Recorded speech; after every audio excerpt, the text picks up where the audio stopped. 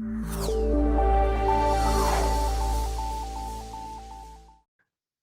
very warm welcome everyone. I am Shobna, TME for the Aruba campus switching. So in this session, I'll be explaining about one of the much expected security feature of 10.13 release, that is WAN MACsec extensions for the WAN. And mainly this feature request came in as part of federal certifications. So let's quickly jump into the session. So here is the list of acronyms used in this session. For later on, you can refer these. First, let's start with the overview. So before we start, let's do a quick recap of MACsec in the overview session. So as we all know, MACsec works in the data link layer. It provides layer 2 hop-by-hop encryption on point-to-point Ethernet links. And one of the main use case of MACsec is that it provides the layer 2 security, so allowing us to safeguard the network communications against a range of attacks, be it denial of service, intrusion, man in the middle, or the eavesdropping attacks. And these attacks exploit the layer 2 vulnerabilities and often cannot be detected or prevented by our higher layer security protocol. So in this way, the MACsec provides the foundational security on which the network security architecture can be built. So how does it achieve it? So all the Ethernet frames are encrypted using strong encryption algorithm, and it appends a 16-byte MACsec header and an integrated check value to help in this process.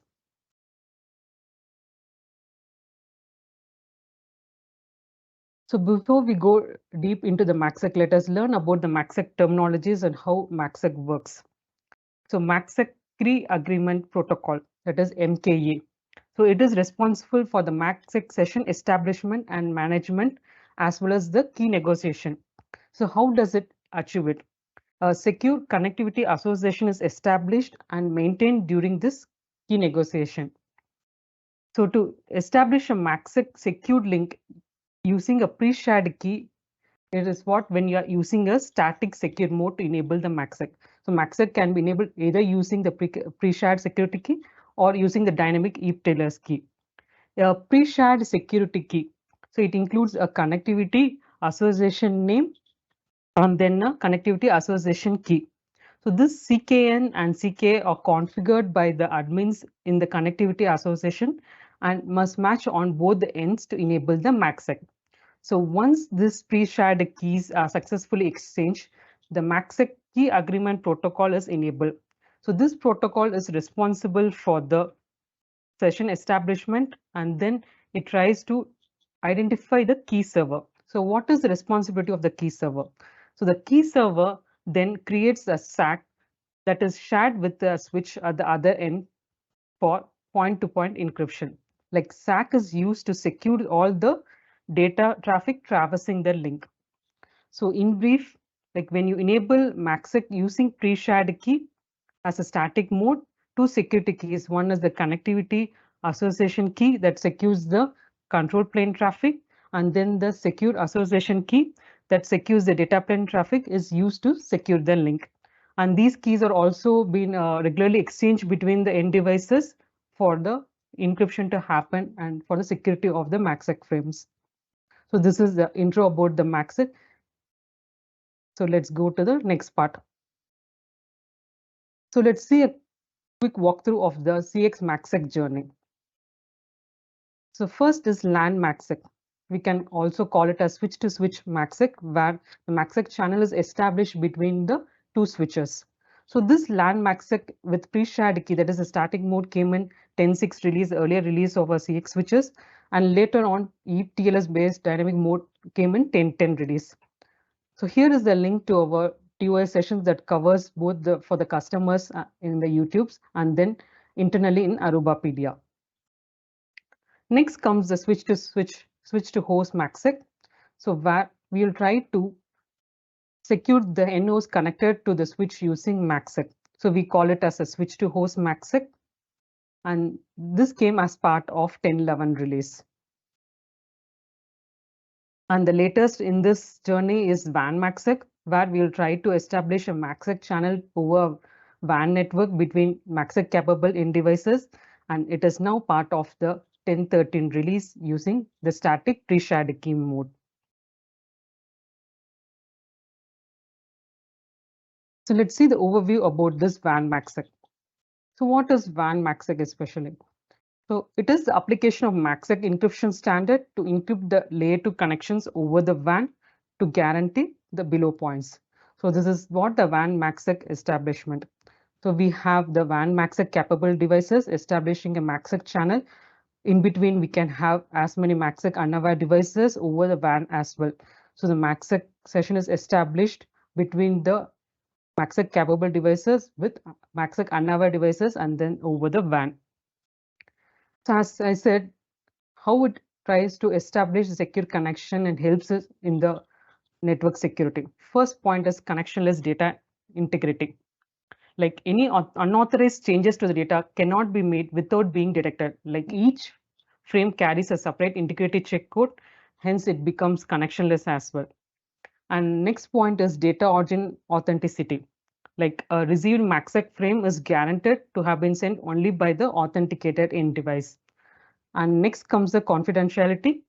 So the data payload of each MACsec frame is encrypted to prevent it from being eavesdropped by the unauthorized uh, in-between devices.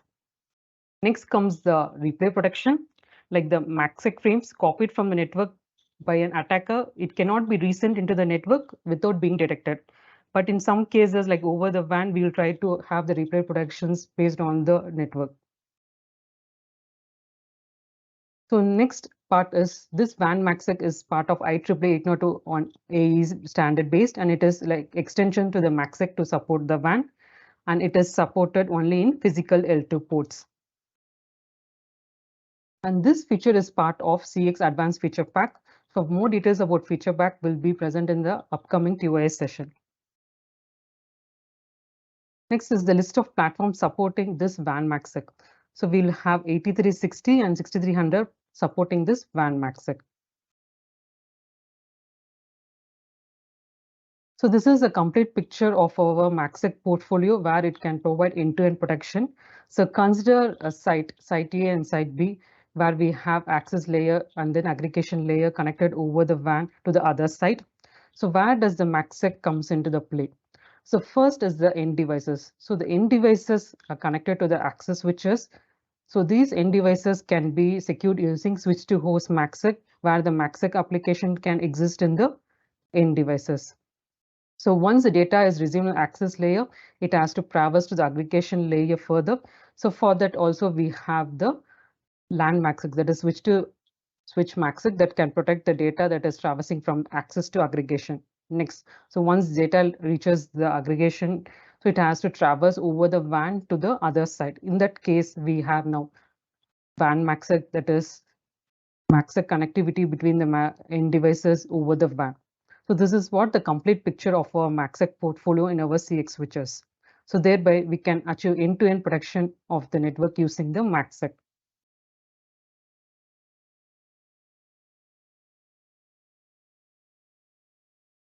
So let's go in detail about this MACsec extensions for this WAN. So I would say these are the 4 pillars for the WAN MACsec. The first one is EPOL destination MAC. So what is the purpose of it? So it allows to configure the MK, that is MACsec key agreement protocols, custom destination MAC. So this custom destination MAC will enable us to deploy the MACsec between non-directly connected devices. So let's see how it does. So the first thing is the custom destination MAC, as I said. So MKA uses EPOL as a transmode protocol to transmit the MKA messages. Only when the MKA session is established, the MACsec frames can be sent over it. So for that purpose, for MK packets, we will have by default the destination MAC as the BPDU MAC following. So what happens with this BPDU MAC and why do we need to have the MAC to be replaced? So consider a WAN MACsec deployment where the WAN MACsec capable devices are connected over an intermediate device. So first, when this packet, that is the MK packet, reaches the intermediate device, so the destination MAC here is the BPDU MAC. So when the intermediate device receives this BPDU MAC, it tries to either consume the MAC if it is a MACsec enabled device. If not, it will drop the MAC packet. So what happens is the intermediate device will either consume or drop the packet. It will not be able to reach the other end WAN MACsec capable device. Hence, the MACsec channel cannot be established with the intermediate device. So for that purpose, what we did is we tried to create a custom MAC for the destination MAC instead of the default BPTU MAC. So this custom MAC can be either a unicast, broadcast, or multicast MAC. So once we try to configure this MAC, that is the custom MAC as a destination MAC, this MK frames, when it receives an intermediate device, since the intermediate device either knows the destination of that packet or it may tries to broadcast it over the devices in that VLAN. So it will be able to reach the WAN MACsec device in the other end. So that is how the WAN MACsec session now can be established between the MACsec capable devices, even though we have a intermediate device. So that is the major responsibility of this custom equal destination MAC.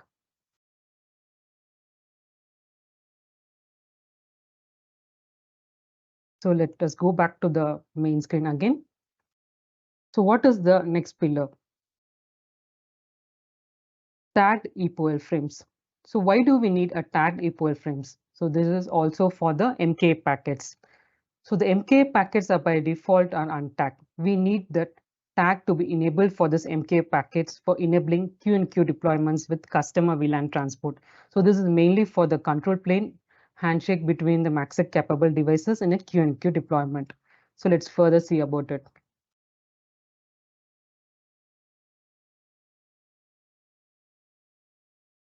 So by default, as I said, the MK control packets are untagged. There is no tag enablement for these MK control packets.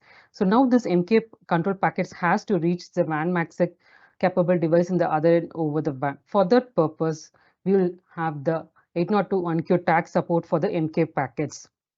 So what is the VLAN present in this 802.1q tag?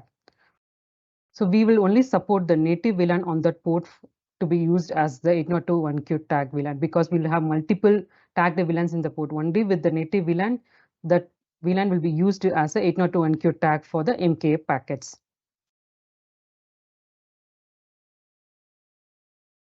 So next comes the clear tag mode.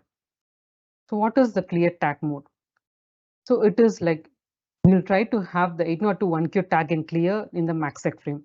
So this is also used in Q&Q deployments where the CVLAN need to be transported for the data traffic. Hence, we need to support the 802.1q tag in clear mode.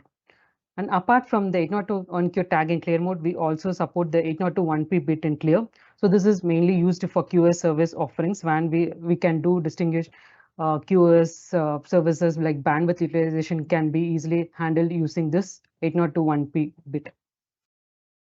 So let's see how it is done. So here is the sample packet format for the LAN MACsec.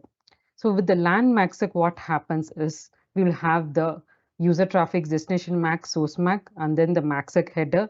And apart from that, the 802.1q tag and then the user data will be encrypted by the MACsec, and then there will be the ICV and CRC. So what happens is when this packet goes over the WAN network, the 802.1q tag is also encrypted. So the intermediate device will not able to take a call on the VLAN. So it either will drop the packet or will not have the intelligence to forward it back. So for that purpose, for WAN MACsec, we have this capability to try to send the 802.1q tag in the clear text format. Like we will not encrypt the 802.1q tag in the along with the user data. We will only send it in the clear text format, and we support only one of the VLAN as the tag. Like we support only one 802.1q VLAN in the plain text format. We will not support more than one. So this is also mainly used in Q&Q deployments where they need the VLAN to be present in plain text format to get it forwarded to the respective customer environment.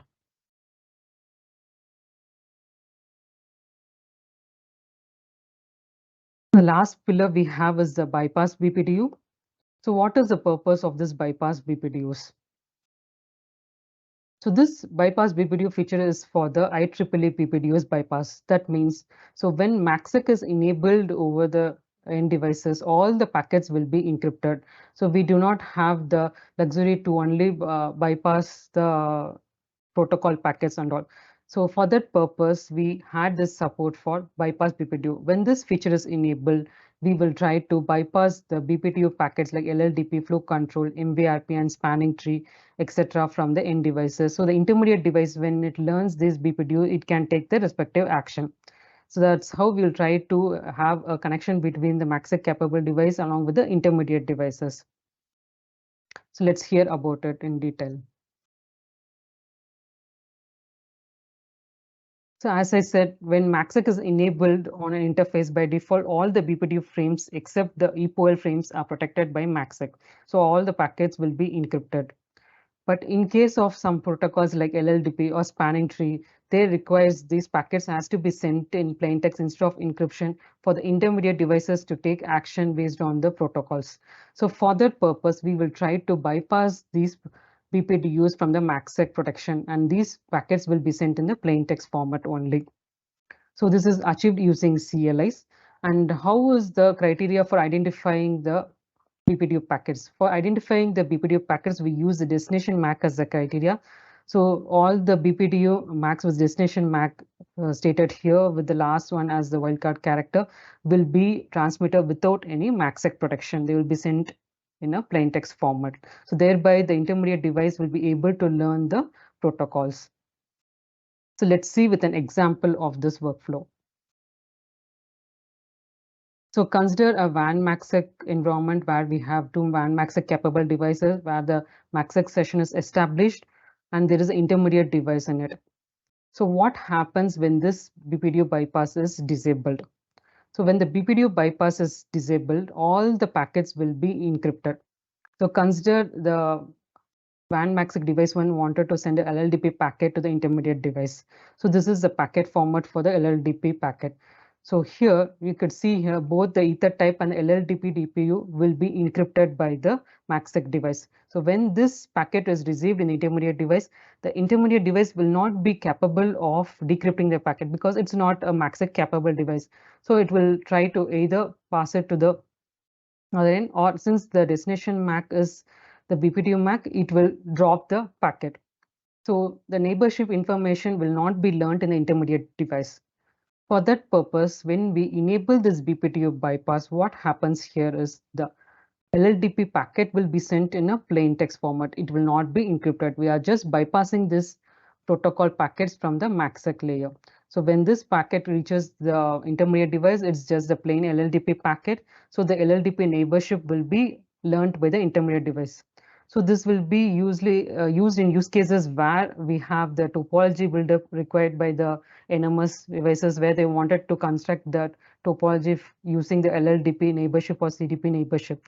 So for that purpose, this will be really useful. And apart from that, be it spanning tree where we can try to protect the loops in the environment. So let's go back to the main section. So these are the four main pillars of this WAN MACsec. So let's hear in detail about those configurations in the configuration task list. So next comes the platform support matrix. So here is the list of platform supported. We do have from the access to aggregation layer, we have our 6300 boxes, and from spanning from aggregation to the core, we will have the 8360 boxes. So both of these switches will support this WAN MACsec, and not all the SKUs of these switches, only the selected SKUs will be supporting the WAN MACsec, and the selected interfaces only in this SKUs. So the reason being is that MACsec is not supported in ASIC of these platforms. It requires a specific physical file for the MACsec enablement that to in a particular port group. So that is the reason only in these interfaces the WAN MACsec session can be established.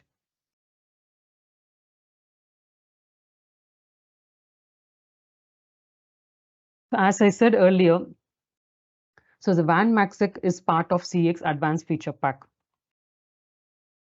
So there may arise a question, why particularly this feature? So here is the answers for them. The first is enhanced security over WAN. Like majorly, we could achieve the enhanced security over WAN using this feature enablement. Hence, it is part of the Advanced Security and Threat Intelligence division of our Advanced CX feature pack. So the next is strictly following the export administration regulations of the Code of Federal Regulations. So these terms looks complex. Let me try to explain it further in the next slide. So what is this Code of Federal Regulations? Like Code of Federal Regulations is a systematic arrangement of general and permanent rules as per the executive departments and agencies of the federal government of United States. So this CFR is divided into 15 subject matter titles, like they are subject to federal regulation, and each title is divided into chapters bearing the name of the issuing agency. So to cover the particular regulatory areas, the chapters are further divided into parts, and if the parts are large, they are further divided into sections. So our topic of interest today is the encryption commodities, software and technology, and it is called as ENC. So what is this ENC controls? So this ENC controls the license exemption. So it authorizes the export, re-export, and then transfer in country of the systems, equipments that have encryption features enabled by default. So our CX switches also come under this category. So the major condition here is license exemption ENC does not authorize distributors or partners to export or re-export or transfer or provision of the service like the feature pack in any country that is not listed in the country groups without a feature subscription. So here is the list of country groups that are allowed. So in these country groups, we could call them as ENC favorable treatment countries.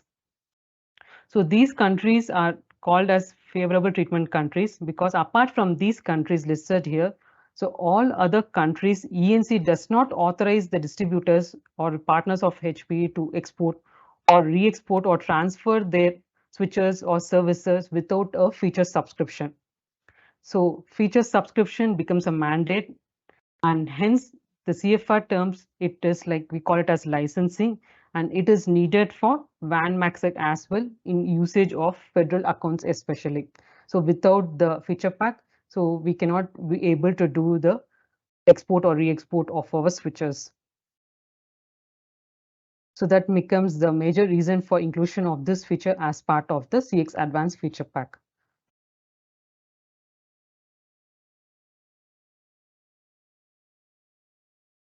So let's hear about the use cases now.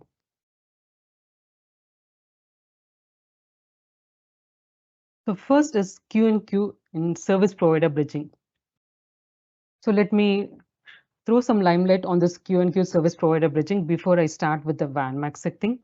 So this IEEE 802.1 AD specification, like commonly known as Q&Q service provider bridging, so it extends the 802.1Q standard by providing for a second tier of VLANs in a bridge network.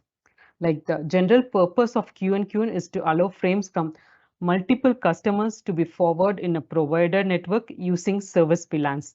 And then the provider bridge will comprise of multiple devices in a service provider domain. And it looks like a simple bridged port to the customer traffic, and it maintains the customer's VLAN. So here is the example of the network diagram, and it shows the sample Q&Q topology. So let's see in detail about it. So consider the customer A. He has spread across multiple site locations and wanted to link them together in a single logical link. Same applies to the customer network B. So first, the customer VLANs are sent to the provider edge. So these customer VLANs cannot make any forwarding decision inside the provider network. So where the customer frames get assigned to the service VLANs. So inside the provider network frames, these service networks are forwarded based on the SVLAN tag present here. So while the CVLAN tag remains protected during the data transmission. So the SVLAN tag is removed once the frame exits the provider network, thereby restoring the original customer frame. So what is the advantage of MACsec brings in? Like together with MACsec enablement, the customer frames are encrypted along this path, and we could achieve service customer network traffic isolation, and then with the service provider network, we can securely send customer data across a provider domain that serves multiple customers. So that's how MACsec will be a really required feature in a Q&Q service provider bridging environment.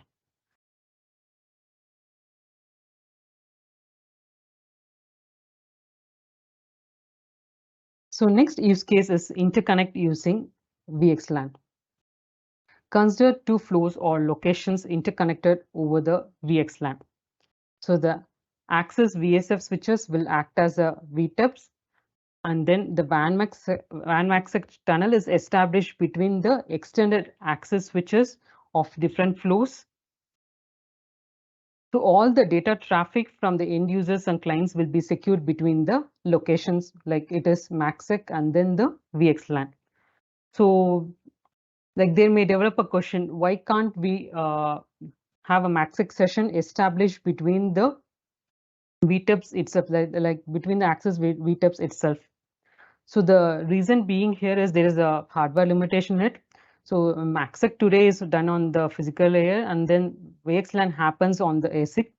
So thus VXLAN encapsulations happens before the MACsec transformation can be applied on a packet. So we need hardware support to do the native VXLAN sec.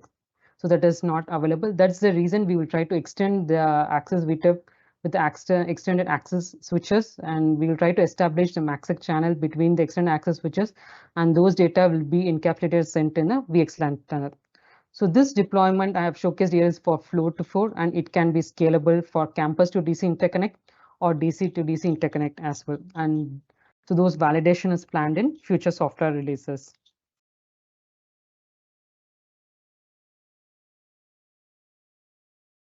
Next comes is interconnect using L2. So some of the legacy deployments are purely L2 based, like consider two flows are interconnected over pure L2 only interfaces. So the access VSF switches will be connected to the extended access VSF switches of different flows, and we'll try to establish the WAN-MACsec channel between the extended access switches. Similarly, here also we can protect the data from end users or clients connecting to this access edge switches.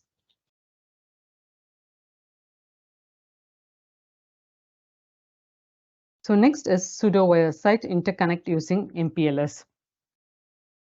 So pseudo-wires are used to provide end-to-end services across an MPLS network. So MPLS pseudo-wire technology, like it is designed to encapsulate the layer 2 packets into the MPLS packet format for transport over the MPLS enabled router network.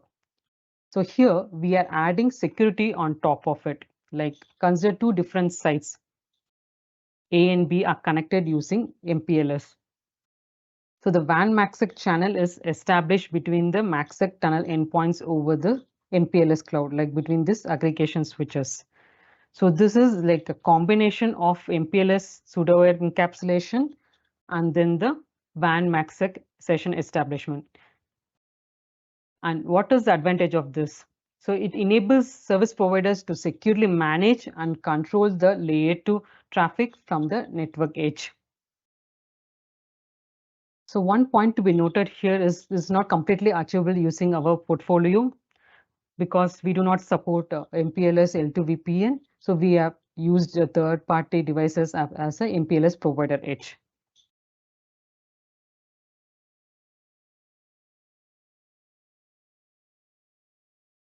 So next comes the major part, CSFC. So here, let me explain the details about the CSFC and then we'll go with the use case. The National Security Agency's Commercial Solution for Classified program was established to enable commercial off-the-shelf products to be used in layered solutions protecting the national security services data. So this National Security Agency has developed and published some of the solution level specification. They call it as capability packages, and they have constructed this using the technical discussions with the communities across the industry for such great package creation. So these package creations are now published on this site as well. You can refer later. So what is this objective of their NSA? Say they wanted to protect the nation's most critical information and systems against cyber attacks. Like they wanted to harden the security and defend the cyber infrastructure. So that is a major reason for this NSAs to create this capability packages. So how do they do it? Like this capability packages use the following terminologies to describe the various networks in their solution based on the type of traffic present on each. So first comes the red network. That is the unencrypted data behind some of the VPN components. So we have this inclines connector. The data from these inclines are not encrypted. So next comes the gray network. That is like a network that carries the data that has been encrypted once. And once the data goes from the gray network to the other network, we call it as a black network. Here, that data is carried over two encryption layers. So it is encrypted twice. That's the reason they call it as a black network. So again, in the other end, it traverses over the gray network and finally to the red network. So this is the norm followed in this CFCC, that is commercial solution for classified as a capability package. So let me explain one of the use case of this CSFC. So the use case is dual encryption, that is MACsec over IPsec.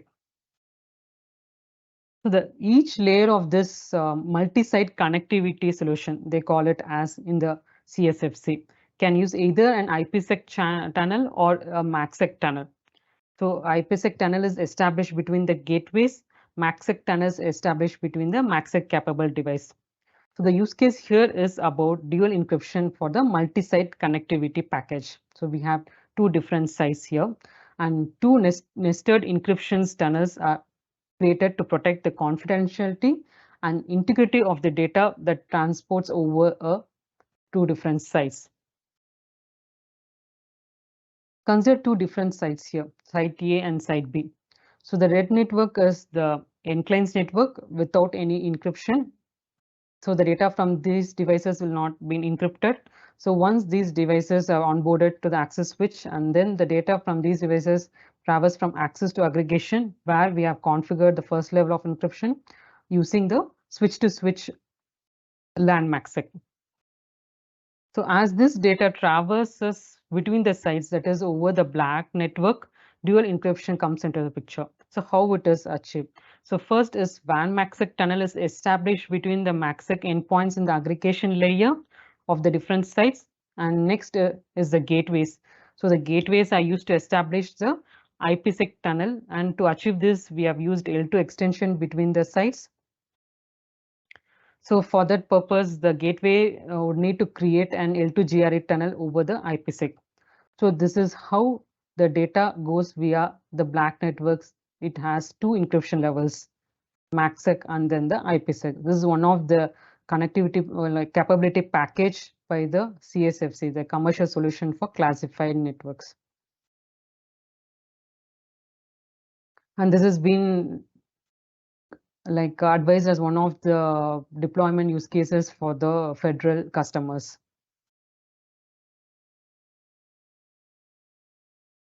So let's jump to the configuration part of the WAN MACsec. So first comes the MACsec policy. So here is the list of new WAN MACsec CLIs introduced in MACsec policy. So you could see the other CLIs present here as well.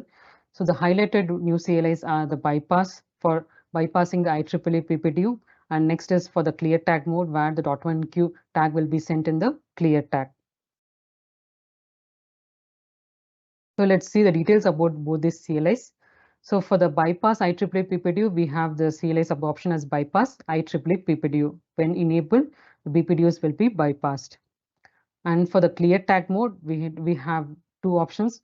By default, clear tag mode is disabled, that is set as none. So if you wanted to send the .1q tag in clear mode, you have to enable the clear tag mode as .1q.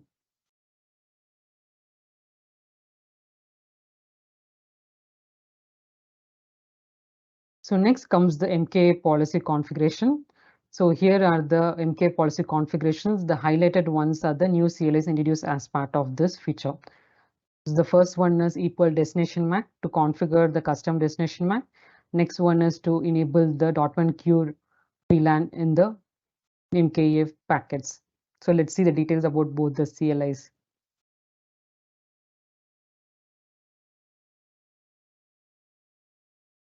So the first is the configuration for the custom equal destination MAC.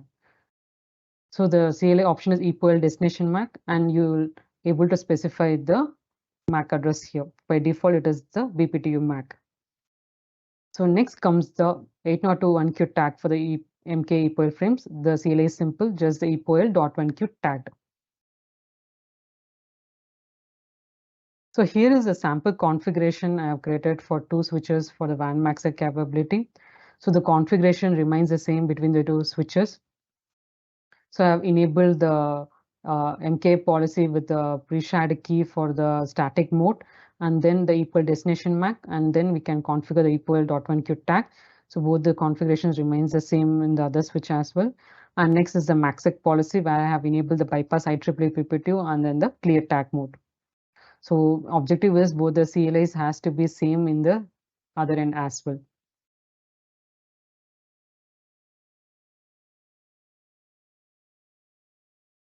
So far, we have seen about the CLI configurations. So these configurations can be done via REST API as well. So here is the REST API call. It is under system MK policy context, and we can configure the MK parameters in this.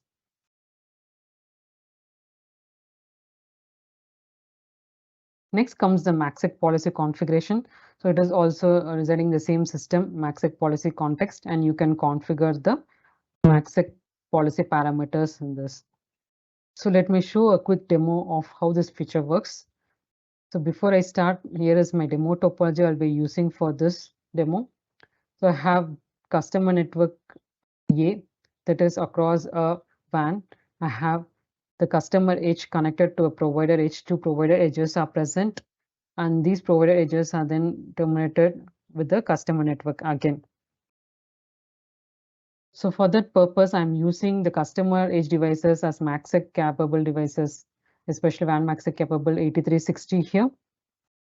And provider edge is up to our choice, where you can use any provider edge devices. So for that purpose, I'm trying to create a MK policy with a pre-shared key with a custom equal destination MAC and equal.1Q tag.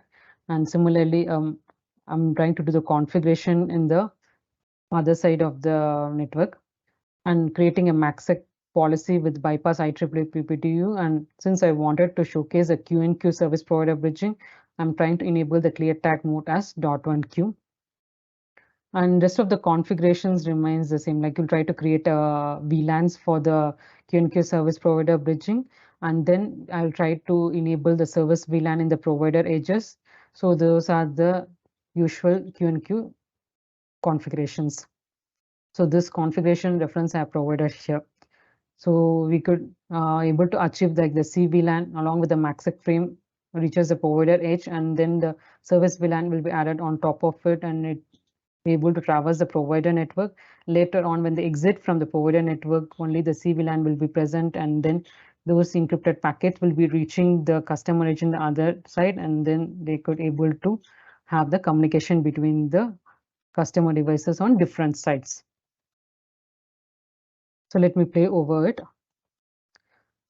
So I have opened the terminal sessions for all the devices, the customer edges, and then the provider edges. So these customer edges are in factory default configurations now. So both the switches you can check, they are in default configurations. So let me show off the demo from the scratch how to enable the WAN MACsec and then the configurations. So for that purpose, let me try to show it off. This is only supported from 10.13 release, and I've installed the latest 10.13 build for that. So first what I will do is I'll try to enable the ports with the required speed.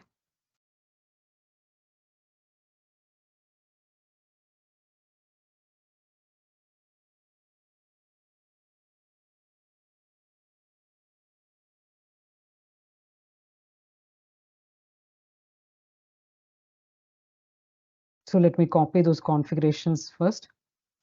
The speed enablement.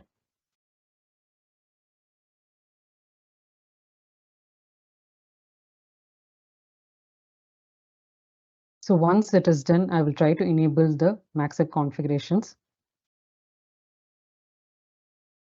Let me be doing the other switch as well.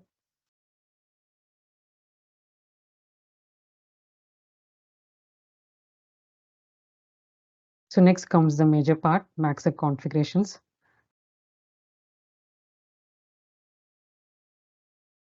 First, I'm creating MK policy called as MKA1. So I'm trying to enable the new WAN MACsec CLIs.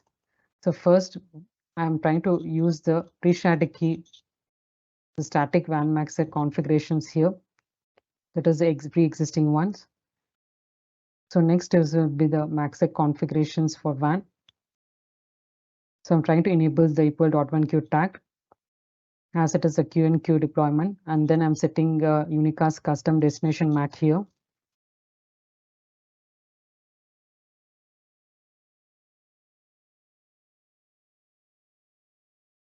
So I'll be next configuring the MACsec policy. I'm renaming it as MACsec 1. So here I'll try to enable the bypass IEEE BPDUs for the intermediate devices to learn the BPDUs. And next comes the clear tag mode as .1 queue. So I'll be doing the similar configurations on the other customer edge device as well. So if you wanted to view the MACsec configuration, you can do a show run MACsec. So it will clearly show both the MK policy configurations and then the MACsec configurations. So let me do the similar configuration on the other customer edge.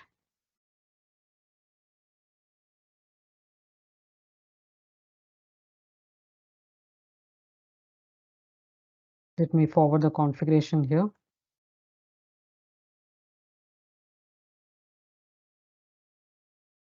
So the similar configuration is made in both the switches. So this is only for the MACsec session establishment. Now we have to do the data part.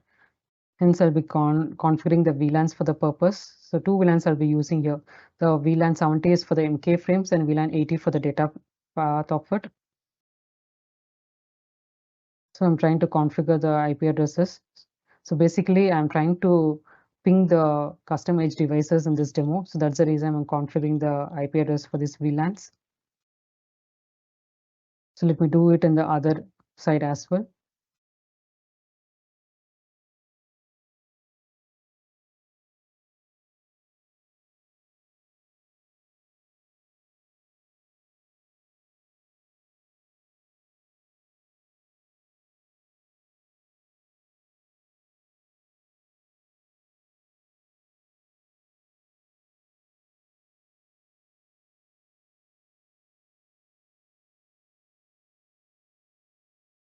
So once this configuration is done, I'll try to enable the MACsec policy and then the MK policy in the interface connected to the customer network.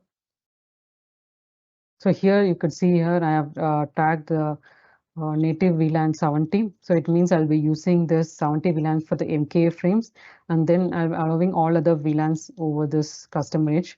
So for this purpose, I'm using VLAN 80. So that will be the user data VLAN here. I'm doing a similar configuration on the other side as well. So now the interface level configuration is complete. Let me go to the provider edge. So the provider edges are pre-configured. So let me show the new configuration present there itself. So just only the SVLAN enablement, and then I'm trying to enable the path from SVLAN to CVLAN here. So this configuration also remains the same between the provider edges.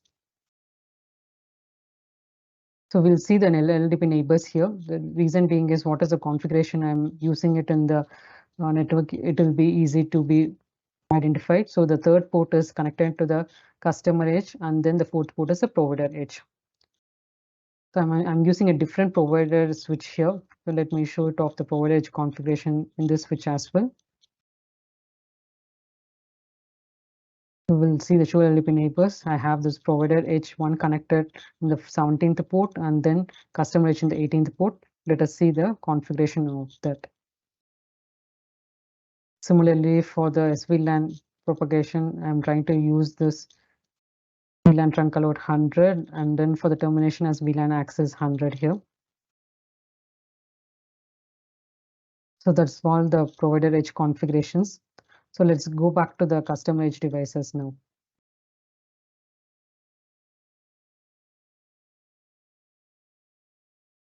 So we'll see the show MACsec status to identify whether MACsec session is established, but it's not established here. So we'll see the other side as well. So we have correctly configured everything, but still the MACsec session is not established. So what would be the next step of troubleshooting here? So I would go with the show events. So let us check the show events first. So let me check for the particular port related events in the show events. So yes, I have identified what is the issue with the MACsec channel establishment. It is because the feature pack is needed to enable the WAN MACsec functionality. That means I have not installed a valid feature pack, that is the advanced feature pack for this feature to work. So that is the reason the MACsec channel is not being established. So let's see the show feature pack here. The feature pack is not present. It is in inactive and blocked state. So what I will do is I'll try to install a feature pack here. So more details about the feature pack installation will be available in upcoming TOA sessions. So let me skip those part, and I have installed a feature pack here using the local file-based mode. I have to check the expiry date as well. It is available. So let me do the same in the other switch, customer net. So here also I have installed a valid feature pack and it is available. The expiry date is still present. So once the feature pack is available, it moves in active mode and then the feature will be operational. So now the MACsec channel has been established. Session has been moving to the retired state. We'll see the other edge as well. So that is how this feature will try to establish a WAN MACsec between the WAN MACsec capable devices over a provider network. So now let us try to do the data part. We'll try to ping the other end and check it out. So I'll try to ping the other edge of the customer network here. So I'm using the data path. So VLAN 80 is the data path I'm trying to do it. So let me ping the 80 network in the other side. So the packets are traversing over the provider edge network now.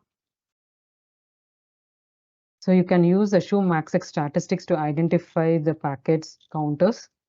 So that is a dedicated show command for the statistics.